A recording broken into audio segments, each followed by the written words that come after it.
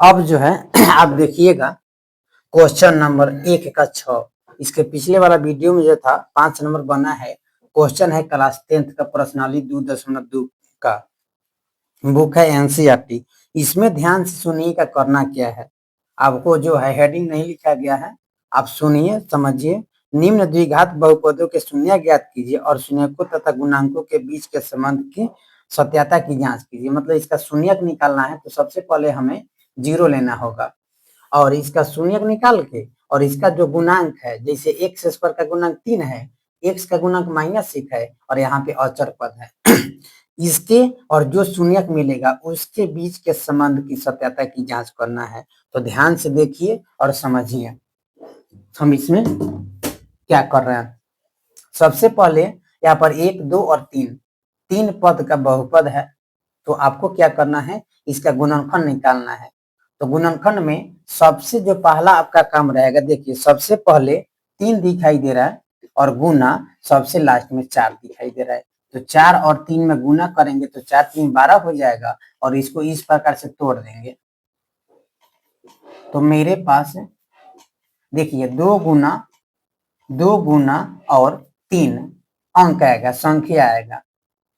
पहला स्टेप है सबसे फर्स्ट और सबसे लास्ट अंक को गुना करना, उसको तोड़ना, और दूसरा स्टेप है इसको इसमें से 2 ही अंक लेना और इस प्रकार से सजाना कि जोड़ने या घटाने पर 1 आना चाहिए और गुना करने पर 12 आना चाहिए देखिए 2 दूना कितना हो जाएगा 4 और बच जाएगा 3। तीसरा स्टेप है आपको चिन्ह बैठाना। देखिए माइनस है, याद रखिएगा माइनस है, जो इसमें 12 रहेगा उसके पहले लगा देंगे। अब आपको सोचना है एक चिन्ह तो बैठ गया, दूसरा चिन्ह कैसे बैठाइएगा। तो आप ही सोचिए कि यहाँ पे प्लस रखे कि माइनस रखे, जोड़ने पर 1 आएगा कि घटाने पर। तो देखिए यहाँ पे यदि प्लस रखेंगे तो 4 में से 3 जाएगा तो 1 बचेगा। तो इस प्रकार से आपको चिन्ह बैठाना है। 3x², देखिए -4 है, x लिखेंगे, +3 है और x लिखेंगे और -4 बराबर कितना हो जाएगा 0। अब इसको हटा दीजिए आप। आगे हम क्या करेंगे, कॉमन लेंगे। 3 के पारे में ना 4 होता है ना 4 के पारे में 3 होता है, तो यहाँ पे केवल x निकलेगा। 3 और x भीतर रह जाएगा और यहाँ पे 4 बचेगा। प्लस 3 के पारे में ना 4 होता है ना 4 के पारे में 3 होता है, तो यहाँ पे 1 निकलेगा। 3x -4 बराबर 0 हो जाएगा।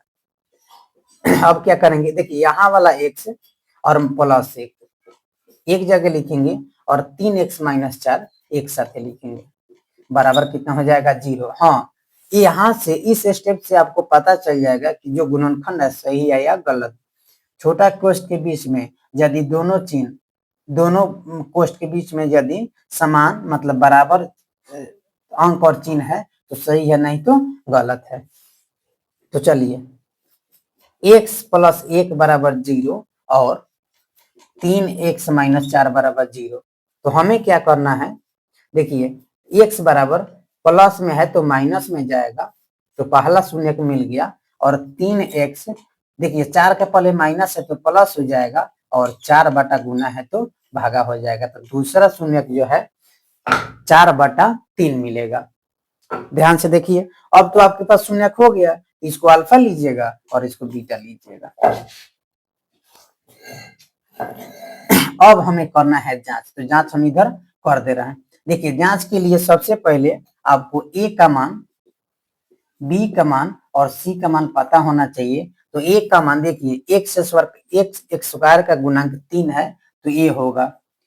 b के मतलब कि x के साथ -1 है तो -1 और c का मान अचर पद में -4। अब हमें अल्फा जोड़ बीटा बराबर सूत्र लगाएंगे -b/a और अल्फा इंटू बीटा सूत्र लगाएंगे c/a और जांच करेंगे। तो देखिए अल्फा का मान हर एक वीडियो में आपको बताया जा रहा है कि पहला शून्य अल्फा होगा और दूसरा शून्य बीटा होगा। तो अल्फा का मान रखेंगे -1, बीटा का मान रखेंगे 4/3। देखिए सबसे पहले सूत्र का माइनस लिखेंगे और यहाँ भी माइनस है तो उसको लिखेंगे और a का मान रख देंगे यहाँ पर 3। यहाँ पे कुछ नहीं तो 1 मानिएगा, 3 एक लघुत्तम 3 और यहाँ पे आ जाएगा 3 और प्लस 4। देखिए माइनस माइनस क्या हो जाएगा, प्लस।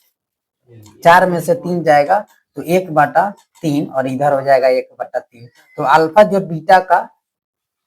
जोड़ बीटा बराबर माइनस बी बाई ए निकालिएगा तो 1/3 और 1/3 आएगा।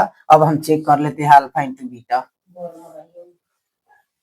अल्फा का मान -1 रखिएगा, बीटा का मान 4/3 रखिएगा, बराबर सी का मान -4 रखिएगा और ए का मान 3 रखिएगा। तो देखिए 4 एकम कितना हो जाएगा, 4 और यहाँ पे 4/3।